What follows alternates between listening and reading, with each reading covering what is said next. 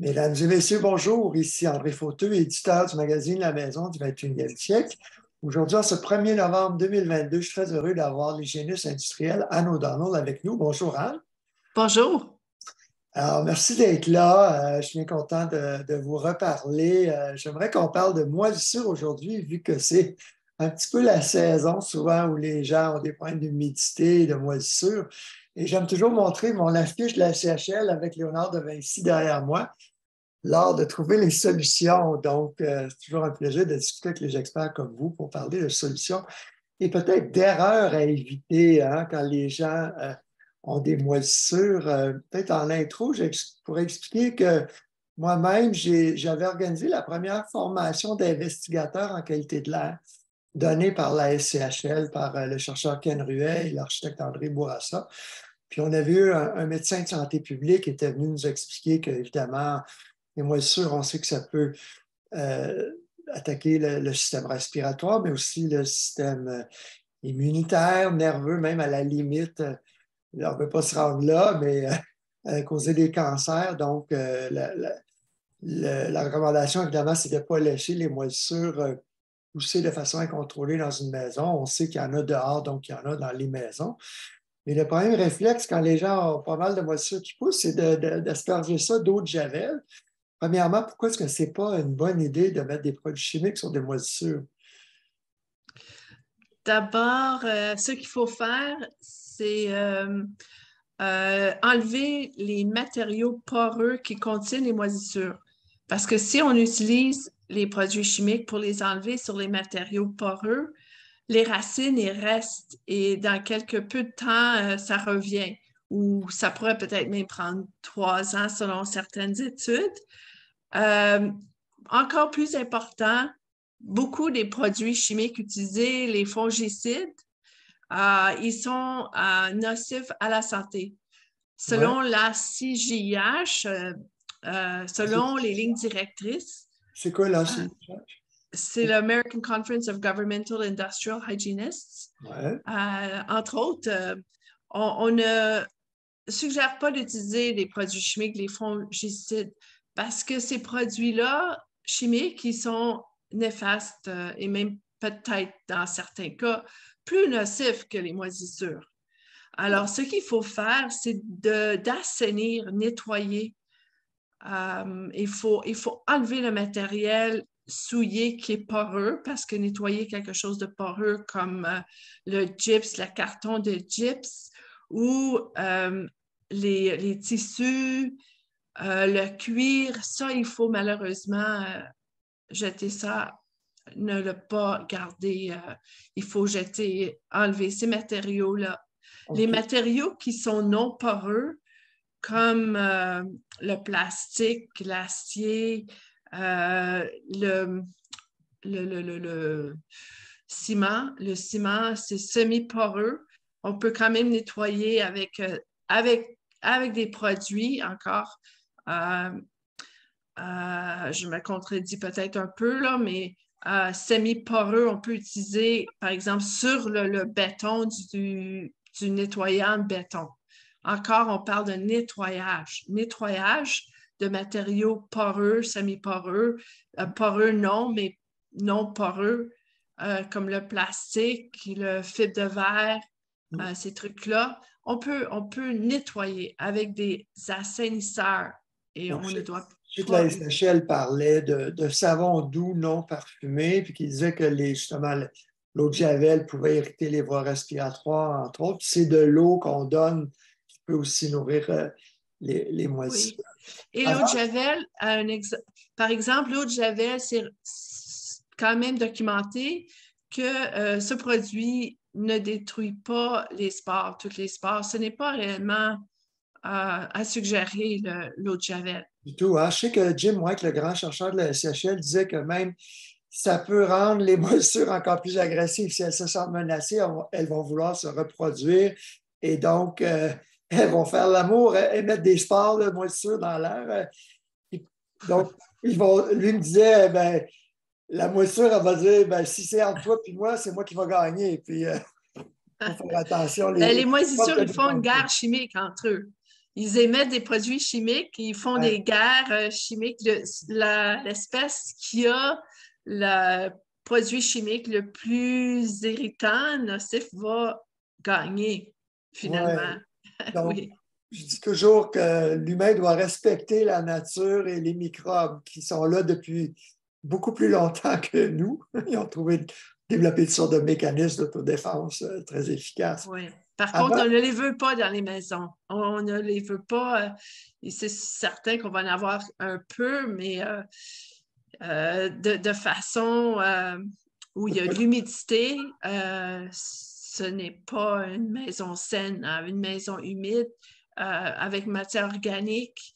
Plus de 60% d'humidité relative, ça entraîne la croissance. ça débute la croissance des moisissures. Oui. Avant de passer aux solutions, je veux aborder une autre erreur que les gens font souvent. Ils vont voir des moisissures qui poussent de façon incontrôlée, puis là, c'est ah, j'ai besoin de tests de qualité de l'air, d'échantillonner mon air ou des surfaces. Euh, Quand est-ce que c'est indiqué? Pourquoi est-ce que ça peut être trompeur? Faire des tests de qualité de l'air, ce n'est pas la première façon de faire. Je vais répondre à votre question directement. Les tests d'air, ce n'est pas une façon scientifique valable. C'est un indicateur, peut-être. On reconnaît beaucoup de faux négatifs avec les tests d'air. Par exemple, une journée très humide, les taux pourraient être plus élevés. La journée avant qu'on va ramasser le compost, je veux pas, les taux pourraient être élevés. Ça, il faut être conscient. Euh, une journée venteuse, une journée d'hiver, une journée, il faut. C'est pas réellement des résultats qui vont nous donner disons, la qualité de l'air en tant que telle. Pour les moisissures et l'inspection visuelle, c'est la façon première qu'il faut faire pour trouver les moisissures. On cherche l'humidité, on cherche de l'eau. La recette pour les moisissures, c'est l'humidité avec la matière organique, qui est souvent le carton de gyps. Et puis, disons, la première étape, ben, première étape, c'est de passer les occupants d'entrevue, essayer de comprendre à quel endroit, s'il y a des odeurs de moisissure, si euh, Une s'il odeur y a eu des dégâts terreuse. d'eau. Pardon? C'est une odeur terreuse, les moisissures. Oui. Et encore, des fois, il n'y a pas d'odeur, dépendamment des espèces. Il faut chercher des lieux d'humidité. Est-ce qu'il y a eu des dégâts d'eau? Si oui, depuis quand? Est-ce que ça a été asséché? Est-ce qu'ils ont fait une décontamination avec une entreprise? Euh, il faut réellement peaufiner l'inspection vers des sources d'humidité, qui est quand même souvent pas évident. Euh, des tests d'air, ils peuvent donner des résultats qui démontrent qu'il y a une problématique. Et généralement, si les résultats démontrent qu'il y a une problématique, oui, il y a une problématique. On s'entend là qu'il n'y a pas beaucoup de plantes, on s'assure qu'il n'y a pas du compost ou que l'endroit n'est pas trop souillé. Il Les y a quand plantes, je veux même, dire, pourquoi? Parce que si on arrose trop les plantes, il peut y avoir beaucoup de sport dans l'air. oui, oui, les plantes, oui, oui, oui. Il pourrait avoir dans le sol. Le sol, c'est une matière organique et l'humidité, veut pas, qui est utilisée pour arroser. On arrose les plantes. Il peut avoir même des moisissures qui se développent sur les plantes Il y a des eux-mêmes. gens qui peuvent être malades à cause des plantes trop arrosées. Ça dépend de la sensibilité de la personne. Automatiquement, pas réellement. Ça dépend. Ça dépend. Il y a des personnes qui sont très sensibles. Il y a des personnes qui ont un système immunitaire affaibli. C'est ces gens-là qui sont souvent affectés. Mhm. vous, juste pour terminer sur les tests, quand est-ce que vous faites des tests de moisissure et combien ça coûte habituellement pour une maison? Les tests pour les moisissures, c'est quasiment mon dernier recours. Euh, on va faire des tests. Des fois, on va envoyer un échantillon pour le faire analyser parce qu'on n'est pas certain. Il y a des traces, on n'est pas sûr, c'est minime des fois, mais ça peut être le début de quelque chose. Alors, à ce moment-là, on va envoyer ça au laboratoire. On va faire des tests pour confirmer ou non qu'il y a de la moisissure sur les matériaux. On pourrait faire des tests d'air dans un endroit qui est difficilement accessible. Par exemple, dans un entre-plafond. Il y a des maisons où il n'y a aucun grenier, il n'y a pas d'accès et on soupçonne qu'il y a une infiltration par la toiture et on va faire une incision à peu près d'1 centimètre de diamètre ou moins pour insérer un tube qui est relié à un capteur et prendre les prélèvements de l'air dans cet petit espace qui est fermé. On appelle ça un wall check. Un wall check. Quand on soupçonne Mur. qu'il y a des Oui, gars. Ce oui, matin, je parlais à Ginette Leclerc, que vous connaissez bien, du laboratoire oui, central Congrès, oui, experte en amiante et en moisissure. Puis elle disait si elle avait un problème de moisissure, la dernière chose qu'elle ferait, elle aussi, c'est un test de moisissure. Elle ferait oui. appel à Anne O'Donnell et ses chiens renifleurs. Parlez-nous un peu de vos chiens. Comme les moisissures, ils sont souvent cachés à l'intérieur des murs ou sous les planchers.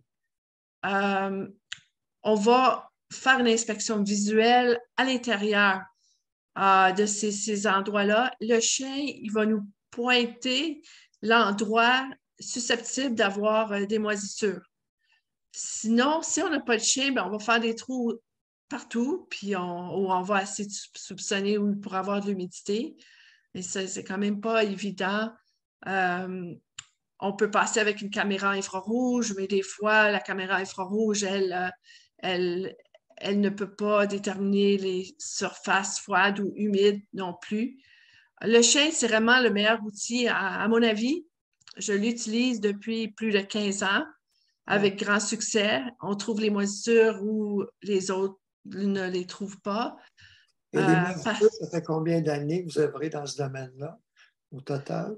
30 ans à peu près. OK, donc après 15 ans, vous avez découvert les chiens renifleurs. Oui, La oui, oui, littérature américaine qui vous a pisté vers... oui, oui, oui, oui. Aux États-Unis, en Floride, mes chiens, ils ont reçu la base de formation en Floride, au Florida Canine Academy. Et ça a été en 2005, 2004, 2005. C'est à ce moment-là que j'ai envoyé un chien pour le faire entraîner. Et en total, j'ai envoyé 3 chiens. Maintenant, c'est moi qui les entraîne. Je les entraîne à tous les jours, d'ailleurs. Ah ouais. Euh, Vous leur mettez un échantillon de moisissure sous le nez, ça les rend pas malades? il doit les trouver, les moisissures. Alors, sous le nez, les chiens, de toute façon, quand ils reniflent, selon un centre de recherche aux États-Unis, les chiens n'inhalent pas. Ils vont, il y a Juste sentir, ils vont le sentir et vous inhalez. l'air est contourné, ne se rend pas aux poumons. Merveilleux. Et ils ont vraiment un pif. Moi, je sais que j'ai déjà rencontré Ole Finger, que vous connaissez peut-être, le Oui, Danois, oui, oui, oui, euh, oui. C'est un au spécialiste en olfaction. Oui, Château Champlain oui. en 91. Ah oui, Professeur Aguigat de Concordia avait invité plein d'experts. Hal Levin était là aussi de la Californie. Et professeur Fanger avait dit que le nez humain est un des détecteurs les plus précis, beaucoup mieux que tout ce qui était détecteur électronique, mais combien de fois plus sensibles sont les chiens des animaux et les nez des chiens et des animaux? un chien peut détecter en partie par trillion, partie PPT, partie par trillion. Là, on ne parle pas de milliards, mais de 1000 milliards, c'est ça? Oui, Hmm. Puis l'humain, on est quoi, parti par millions? Ça, je ne pourrais pas répondre, mais souvent on entend qu'un chien a plus de 100 fois, plus de 1000 fois. Ça. Il n'y a pas de conclusion en tant que telle. Alors, il y en a qui vont aller à dire que c'est 1000 fois plus, 100 000. On s'entend que 100 fois plus, ils vont détecter des choses que nous, on ne Oui, sent pas, mais oui, notre corps peut nous laisser entendre que c'est peut-être de la moisissure. oui. Et donc, si j'ai bien compris, le chien, ça vaut la peine quand on a une grosse infestation, j'imagine, les faire venir pour ne pas avoir à ouvrir partout. On détruit moins les murs, c'est ça? Et les plafonds. Tout, tout à fait, il y a ça. Et aussi, c'est vraiment la façon à trouver les moisissures. Si on a passé puis on n'a pas trouvé rien de majeur, je suis confiante qu'il n'y a pas grand-chose. Parce que le chien est quand même assez précis. Ouais. Il va détecter, ça se peut que ça soit négligeable, comme ça peut être atroce. Mhm. Et puis, difficile de faire une inspection à l'intérieur entre les murs. C'est souvent caché. Les moisissures, la recette pour les moisissures, c'est l'humidité avec la matière organique, comme j'ai mentionné. Mhm. Souvent, entre les murs, c'est les endroits qui peuvent rester humides. Ça prend 24 heures d'humidité avec une matière organique. Donc, c'est très, La très croissance utile. débute seulement, hein, 24 C'est heures. facile que ça prenne croissance à l'intérieur des murs, étant Oui. donné que l'humidité reste entre les murs. Ah oui, il y a Et énormément de maisons. Je pense que c'est une maison sur 10, peut-être au Québec, là, où il y a une condensation chronique ou infiltration d'eau chronique. oui, C'est ce il y en a plusieurs. C'est quand même assez commun. C'est Mhm. commun qu'il y ait de l'humidité. C'est commun qu'il y ait l'infiltration, soit à travers les toitures, Mhm. problème de condensation avec l'isolation qui est manquant, ou qu'il y a trop d'isolant. Ça arrive là, ces temps-ci surtout. On va beaucoup isoler les maisons et on va installer des échangeurs d'air. Souvent, ces maisons, ils sont propices à des moisissures parce qu'ils ne respirent pas. Il y a un chaud-froid, des parois chaud et froid là, qui va développer la condensation entre les murs. Ben, est-ce que c'est parce qu'elles sont mal construites? Parce que les études de la CHL, entre autres avec Judith Leach de l'hôpital d'Ottawa, disaient que les gens dans une maison de type R2000, comme une maison certifiée, aujourd'hui on dit homologuée Neuroclimat, il y a un test d'infiltrométrie qui garantit l'étanchéité à l'air. Il y a un test pour l'inspection visuelle de l'isolant et surtout un test qui mesure le débit de l'air, donc la bonne installation du ventilateur régulateur de chaleur. Ma compréhension, c'est qu'il y a beaucoup moins de problèmes de condensation, de risques de condensation et de moisissure dans ces maisons-là. Est-ce qu'ils ont fait des évaluations, une recherche là-dessus? Ils ont des résultats qui le démontrent? Oui, C'est oui, excellent. plusieurs années. Moi, ce que je pense, c'est que soit que l'isolant est mal posé ou l'étanchéité n'est pas impeccable et l'échangeur d'air n'échange pas au bon débit, donc on ne déshumidifie pas assez. Ou, bon, il y a toujours le risque d'infiltration d'eau, mais habituellement, elles sont tellement étanches à l'air qu'elles sont beaucoup plus étanches à l'eau. Euh, Aussi, le par vapeur, il faut avoir et c'est hors de mes compétences, mais selon ce que j'ai vu avec mon expérience, il doit avoir un par-air. Et puis, si c'est bourré d'isolant, puis il n'y a pas cet espace d'air, selon ce que j'ai eu comme expérience, il pourrait avoir un problème de condensation. Oui, Et ben, ça. si l'air froid rentre dans le mur, effectivement, donc, ben, ce qui est bon, c'est que depuis 2012, on est obligé de rajouter un R4 d'isolant sur l'ossature intérieure ou en général, c'est à l'extérieur. Donc, ça coupe les coups thermiques. Déjà, ça va réchauffer l'enveloppe. Mais le pare-pluie, par intempérie, comme le Tyvek, là, dehors, s'il est bien installé, ça devient un pare-air quand il est continu. Il faut Ah vraiment bon? qu'il soit rigide et continu autour des ouvertures. Là. Souvent, c'est que les gens mettent des rubans de construction qui se décollent parce qu'ils sont Ah pas oui. de bonne qualité. Mais quand le par-air, par pluie extérieure est continu, il n'y a pas de problème. Il y a aussi la technique du polythène à l'intérieur qui, s'il est parfaitement étanche, il devient par air, mais effectivement, il faut empêcher la pluie de rentrer de l'extérieur. Ouais. Je pense que c'est plus une question de... Il y a beaucoup d'entrepreneurs qui n'ont pas maîtrisé cette technique-là d'étanchéité à l'air, plus que des matériaux qui respirent, en guillemets, si on a vraiment une bonne protection contre la pluie dehors. Mais pour revenir donc, aux recommandations de la SCHL, comment on nettoie, quand est-ce qu'on fait appel à un professionnel comme vous? Les gens peuvent souvent nettoyer eux-mêmes les petits dégâts d'eau, petites surfaces de moisissure. Est-ce que les recommandations de la SCHL n'étaient pas rendues à 1 mètre carré de moisissure, je crois? Il disait que, grosso modo, on faisait appel à un professionnel. Ça, c'est pour l'assainissement. Si on a moins de 1 mètre carré de moisissure contiguë sur une surface, Au total, dans la maison. oui, le travail peut se faire par un contracteur général. Si on est plus de 1 mètre carré et jusqu'à 9 mètres carrés, ça c'est un niveau 2, normalement, on devrait faire affaire avec une firme spécialisée pour assainir. Si on est plus de 9 mètres carrés, ça c'est le niveau 3, encore là, ça prend plus d'autres mesures de contrôle. Quand on évacue la maison, Oui. 9 mètres carrés, c'est majeur. Oui, c'est 100 pieds carrés. D'abord, faire affaire avec une firme, il faut quand même, il faut s'assurer qu'ils vont... C'est mon rôle finalement, c'est de porter des recommandations, comment faire l'assainissement.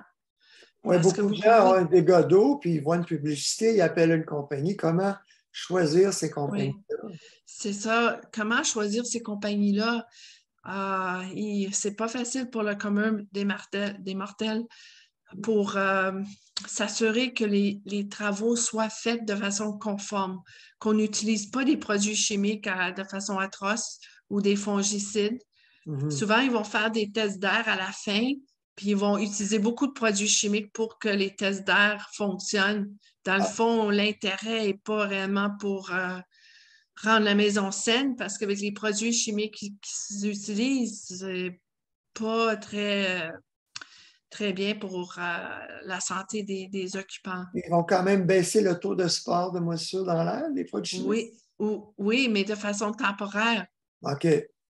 Ce qu'il faut faire, c'est réellement enlever les matériaux poreux qui sont souillés, les matériaux poreux comme le carton de gyps, les tissus, les tapis, les rideaux. Alors, ce qu'il faut vraiment, c'est d'enlever ces matériaux-là, les jeter à la poubelle. Est-ce qu'on doit couper, je crois, à 12 pouces au-dessus de la ligne d'eau? C'est une inondation et que les Oui, murs sont touchés? oui, généralement, on va dire 2 pieds de la dernière trace visible des moisissures. 2 pieds. Nous, on fonctionne, on donne un extra autre 12 pouces. Ben, pour expliquer ça, ça me ramène à Ginette ce matin qui me disait qu'un jour, vous aviez votre chien renifleur et il n'y avait pas une grosse alerte. C'est quoi une petite alerte? Il donne juste un petit coup de patte. Vous n'étiez pas certain et vous avez envoyé au labo un morceau de gypse. Oui, oui. D'abord, on peut avoir, d'ailleurs, je peux vous donner des exemples. J'ai des exemples ici, là, je peux vous montrer. C'est quoi une grosse alerte et la petite alerte pour votre chien? Comment il réagit, votre chien? D'abord, le chien, dépendamment du chien, parce que chaque chien a sa façon, mais j'ai un chien qui va pointer à peine qu'il y a de la moisissure. Et ça, à ce moment-là, il n'y en a pas beaucoup. Il pointe avec sa patte? Pardon? Avec sa patte ou avec son museau? Oui, avec sa patte. Ah ouais. Oui, oui, oui. Et puis, ça se peut que ça soit très faible. Ça peut être le début de quelque chose. Je le regarde et je ne suis pas certaine que c'est de la moisissure ou à quel niveau, quelle sorte de moisissure. La sorte, c'est pas toujours important à savoir, mais ça pourrait être intéressant à savoir si c'est du kétomium ou Stachybotrys des fois, ou peu importe. Je vais apporter des échantillons au laboratoire pour confirmer que ça en est. Toujours avant d'ouvrir les murs. Oui. Ou aller plus loin pour voir au niveau de l'assainissement. Et puis là, Ginette me disait que vous aviez envoyé donc un petit morceau de gypse et c'était comme dans les alvéoles du gypse qu'il y avait de la moisissure. Oui. Elle m'avait montré des photos de tout ça. Oui, intéressant. Le chien avait raison. En 2 mots, excusez-moi, comment est-ce que vous les entraînez exactement pour chercher spécifiquement des moisissures? Les chiens sont entraînés sur des matériaux qui contiennent des moisissures et des matériaux qui n'en contiennent pas. Ils vont faire la différence. On va les faire travailler à trouver et à pointer les matériaux qui contiennent les moisissures et basés sur la nourriture. D'ailleurs, mes chiens ne mangent pas que s'ils ne trouvent pas la moisissure. À tous les jours, avant de manger, si on n'a pas de travail, on va cacher les échantillons et le chien doit les trouver. Et lorsqu'ils vont les trouver, on leur donne à manger. Donc, quand le chien a faim, le chien il pense moisissure. Oui. Donc, c'est le renforcement positif. Oui. C'est Mes chiens, ils ne se tannent jamais à travailler. Mais tous les chiens, j'en ai plusieurs, veux pas, avec le temps, parce que ça fait 15 ans qu'on utilise les chiens. Mes chiens ont travaillé jusqu'à la fin de leur vie. Parce qu'ils veulent travailler. Ouais. Ils se sentent utiles aussi et c'est relié à leur survie. C'est comme un chien en nature. Oui. Moi, j'ai un husky, je sais qu'elle aime ça travailler. On fait du ski de fond, elle nous tire. Ah, c'est vrai? Oui. Ah! On arrive de notre temps. D'ailleurs, j'avais des lunettes fumées tantôt. Je crois que vous étiez présidente de l'Association québécoise des hygiénistes industriels autrefois. Oui. Puis ce domaine-là, des moisissures, il n'y a pas de contrôle, de certification des gens qui font l'inspection, le nettoyage. Parce que la SCHL a formé des gens, mais je leur ai demandé de m'envoyer la liste des gens et ce n'est pas affiché nulle part. Non, actuellement, il n'y a pas de certification là-dessus au Québec. Nous, on est certifiés. Pardon? Il faut aller aux États-Unis, au Canada anglais. Ben, disons, il y a des formations qui sont disponibles, puis ils peuvent obtenir des genres de certification, mais est-ce que c'est reconnu? Je ne sais pas trop. Et ça peut être un cours de 2 jours ou de 3 jours, puis avec un examen à la fin. Mais il n'y a pas rien vraiment d'officiel qui existe. Nous, en tant que professionnels, on est des hygiénistes industriels. On a nos spécialisations qu'on va développer. Comme moi, je suis certifiée, je dois certifier par l'American Board of Industrial Hygienists aux États-Unis pour l'hygiène industrielle. Et les moisissures, pour moi, c'est une spécialisation que j'ai toujours trouvée intéressante. Donc, pour maintenir mes points, je vais suivre des formations pour les moisissures, spécifiques pour les moisissures. Okay. Et de façon à tous les ans, il y a des congrès américains qu'on va être présent et on se tient à jour. Qu'est-ce qu'on a appris récemment scientifiquement qui toucherait aux maisons? Est-ce qu'il y a des nouveautés? Qui toucherait les maisons, nouveautés. C'est sûr qu'on parle avant, ça a pris longtemps avant que les professionnels en qualité de l'air, ils sont au courant que les tests d'air, ce n'est pas une façon pour faire le diagnostic de maison. Ça, maintenant, c'est connu. Avant, ce n'était pas connu. Les façons de faire, il n'y a pas d'appareil en tant que tel qui est capable d'aller trouver des moisissures cachées. À mon avis, la meilleure façon, c'est avec le chien pisteur.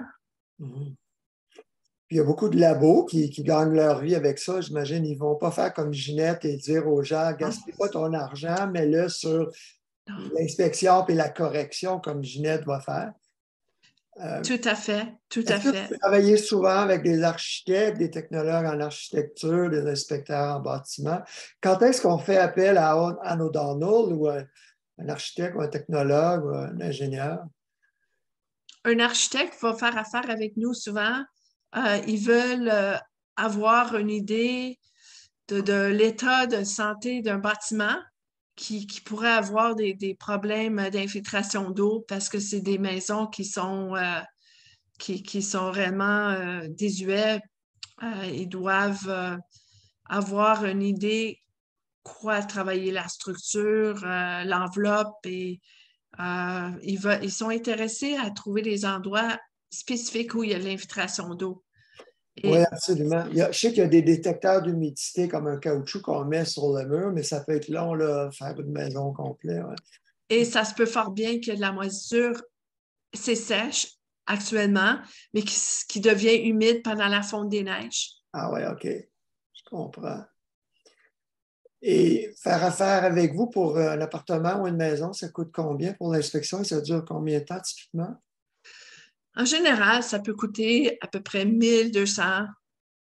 Et puis, combien de temps que ça pourrait prendre? 3 heures, 4 heures? OK. Ça dépend. Mais là, vous apportez pas toutes les solutions architecturales après ça? Ce qu'on va faire, on va trouver les moisissures. On est là pour trouver les moisissures.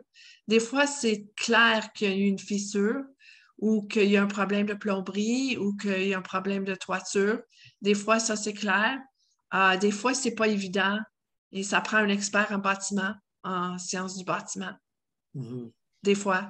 Mais j'imagine que beaucoup de bricoleurs, quand vous pointez, peuvent ouvrir puis aller trouver et corriger ou indiquer à un professionnel ensuite l'infiltration. Mais quoique dans les toitures, ça va couler hein, à l'horizontale, à la verticale. C'est pas évident de trouver où l'eau rentre exactement. Hein. Tout à fait.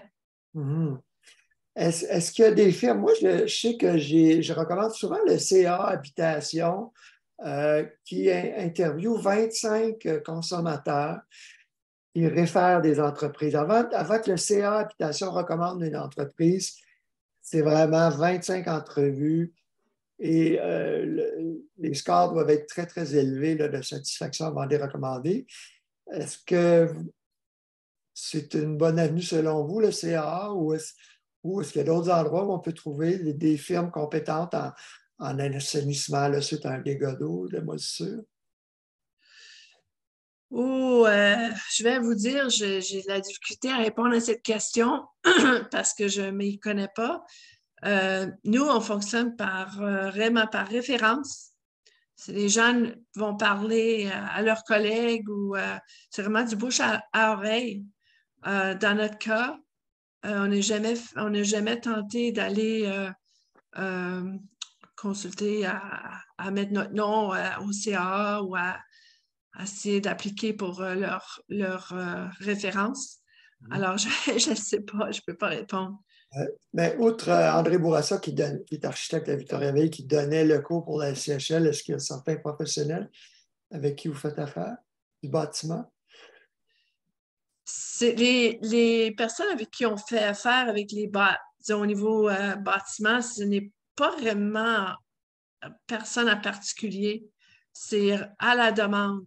À la demande, les gens, ils vont venir nous chercher ou nous, on ne réfère pas des personnes spécifiques Pour au niveau.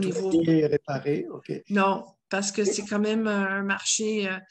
D'ailleurs, je suggère qu'on trouve 3 firmes, soit par Internet, et on les fait venir et évidemment qui soient aptes à suivre mes recommandations, comment nettoyer. Parce que chaque cas est différent et ça prend des procédures spécifiques. Et il Donc, faut, c'est ça que vous détaillez dans votre rapport. oui, oui, on le détaille dans notre rapport. Et je répète, il ne faut pas utiliser des fongicides ou des produits chimiques parce qu'ils sont aussi néfastes que les moisissures souvent. Ouais. Ça, Un ça peu prend d'huile des. essentielle. Il y en a qui mettent des huiles essentielles. Moi, je crois plus aux mesures de contrôle, d'enlever les matériaux humides.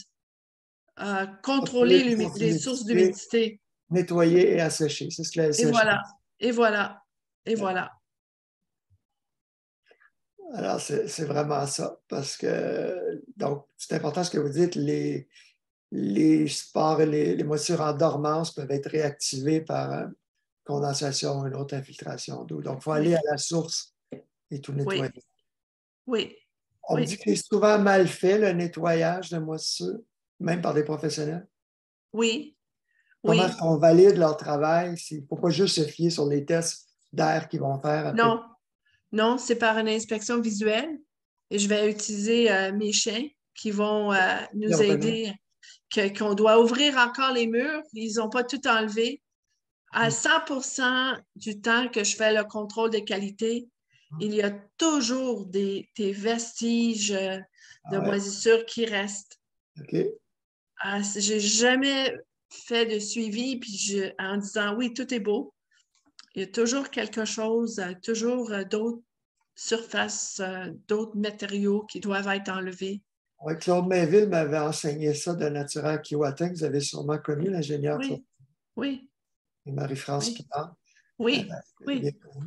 oui. Euh, donc là, si vous revenez, est-ce que c'est un autre 1200 quand vous revenez après le nettoyage? Non, non, non.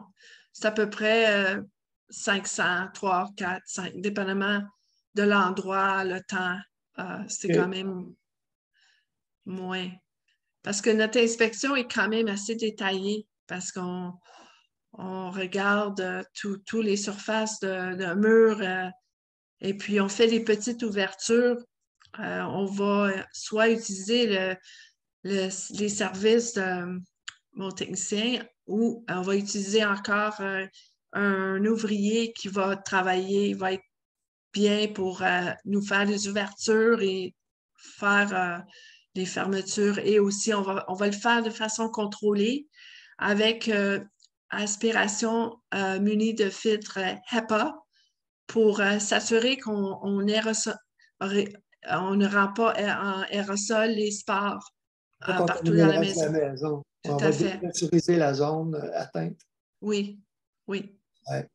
Ben, c'est très important ce que vous dites là, parce que c'est ça, moi, depuis des années, on me dit que c'est mal fait le nettoyage. Donc, pour une grosse infestation, les gens sont malades. C'est un 2000 de plus pour bien détecter et bien valider le nettoyage avec une experte comme vous. Euh, Qu'est-ce qu'il faudrait souligner également d'important, d'autres erreurs à éviter, d'autres précautions à prendre? des erreurs, c'est que ils font affaire avec des firmes qui disent qu'ils sont inspecteurs, mais en même temps, ils vont décontaminer. C'est un conflit d'intérêts. Mhm. Il faut vraiment faire affaire avec deux professionnels distincts. Ouais. Il ne faut pas faire affaire avec une firme qui dit inspection et ou nettoyage, assainissement, Mhm. parce qu'ils vont se trouver malheureusement à un désastre, souvent. Ils Je ont l'ai été, vu. ils Je ont l'ai été, vu très souvent, oui. ça se Et voit ce n'est pas souvent, de... ouais. Pardon? Ça se voit souvent, ils ont intérêt à ce que ça coûte cher de nettoyage. Oui, Mhm. je l'ai vu très souvent. Mhm. J'ai vu que vous intervenez évidemment dans tout type de bâtiments, dont des écoles. On sait qu'il y en a énormément de moisis et les gens peuvent chercher très, très longtemps avant de faire appel au chien renifleur. Oui, Mhm. oui. Entre autres, il y avait une école au niveau West Island. À Pierrefonds, l'école Arfand des Neiges, la presse en avait parlé. Exactement, exactement. Et ça faisait une dizaine d'années qu'ils cherchaient disons, les endroits où il y avait des moisissures dans l'école parce que les professeurs et les élèves avaient des symptômes. Il y avait des symptômes d'asthme et de yeux qui brûlaient. Et il y avait des odeurs même. Et puis, ils ont fait des tests d'air, des tests d'air. Ils n'ont jamais rien trouvé. Finalement, ils ont fait appel à nos services et on a trouvé à l'intérieur d'une demi-heure les zones où il y avait des problématiques et c'était quand même assez grave. En une demi-heure, 10 heures de recherche ont été réglés. Oui. Wow. Là, ben, Donc, c'est la santé des travailleurs et des écoliers. Ouais, il était temps qu'ils vous oui, appellent. Hmm. oui. Puis des fois même les hôpitaux, des bureaux, toutes sortes d'immeubles. Les moisissures sont partout. Oui, oui. Dans les hôpitaux, justement, on a commencé à, et c'est publié dans la presse aussi, à l'hôpital Honoré-Mercier à Saint-Hyacinthe. C'est là où on a fait nos débuts. Ah Et oui? puis, nous, on avait commencé avec le contrôle des qualités. Ils avaient déjà fait les travaux d'assainissement et on a été appelés pour vérifier que tout a été propre, a été nettoyé.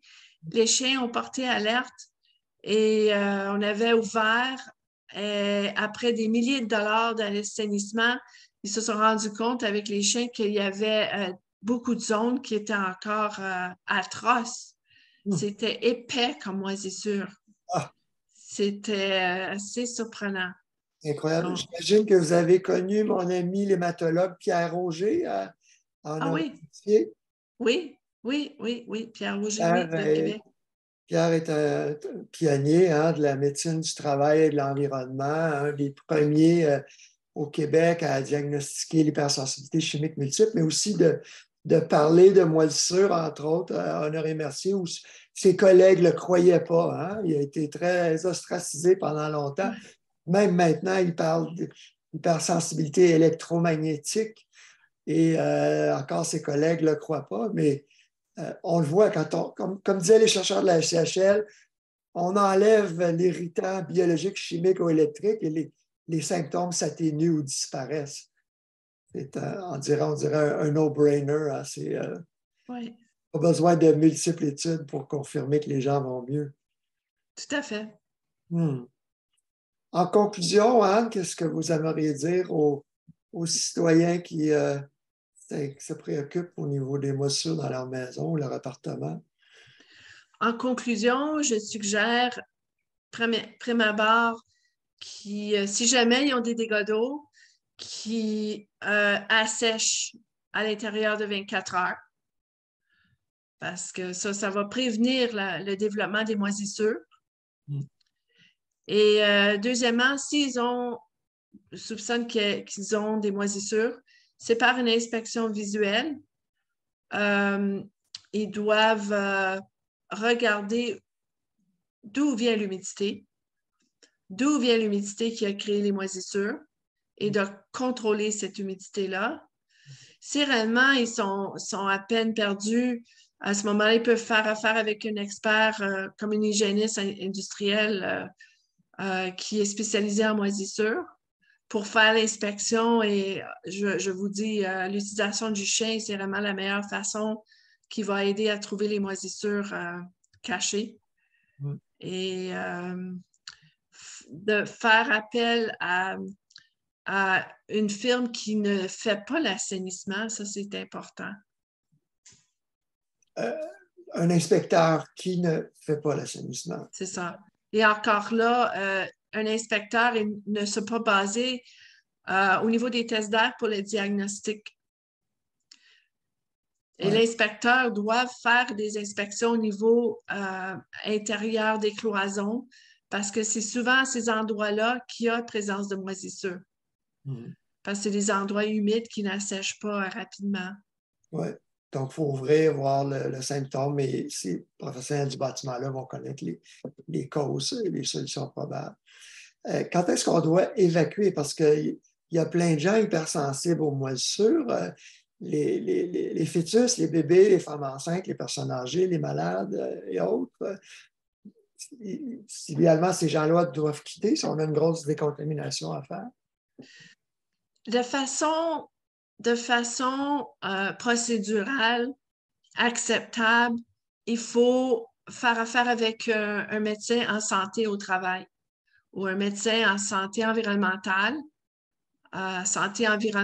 qui va justement évaluer la personne au niveau de sa santé et prendre en considération les résultats de nos rapports et qui va prendre la décision officielle d'évacuer ou non.